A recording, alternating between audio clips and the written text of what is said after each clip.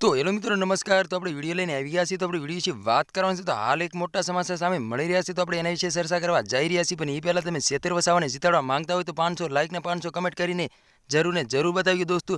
તો દોસ્તો તમને ખબર જ હશે કે 4 તારીખ પણ નજીક આવી રહી છે અને લોકો પણ રાહ જોઈને બેઠા છે કે કોની જીત થાય ને કોની હાર થાય દોસ્તો। તો આપણે એના વિશે ચર્ચા કરવા જઈ રહ્યા છીએ દોસ્તો। તો તમને ખબર જ હશે કે ડેડિયાપાડાના ધારાસભ્ય સેતર વસાવા છે અને આમ સામે ગણો તો મનસુખ વસાવા છે દોસ્તો। ત્યારે હાલ એમ કહેવાય છે કે 4 તારીખ આવી રહી છે અને લોકોમાં એટલી બધી ચર્ચાઓ થઈ રહી છે કે વાત જ ના પૂછો દોસ્તો। તો તમને ખબર જ હશે કે ભુજની અંદર કોની જીત થવાની છે અને કોની હાર થવાની છે દોસ્તો। અને ઘણા લોકો તો એવું કહી રહ્યા છે કે સેતર વસાવાની જીત પાકી।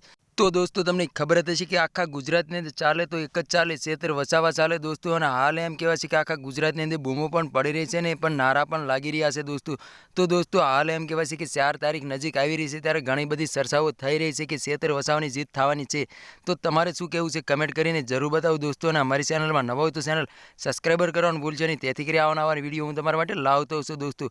તો દોસ્તો તમને ખબર જ હશે કે 4 તારીખ પણ નજીક આવી રહી છે ત્યારે હાલ એમ કહેવાય છે કે રિઝલ્ટ થવા જઈ રહ્યું છે દોસ્તો।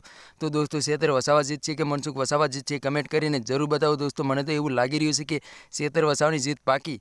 તો દોસ્તો આ તો આજનો વિડીયો ગેમ લાઈક શેર જરૂર કરી, ફરી બીજા વિડીયો મળી, તબ તક કે લીએ જય હિન્દ જય ભારત।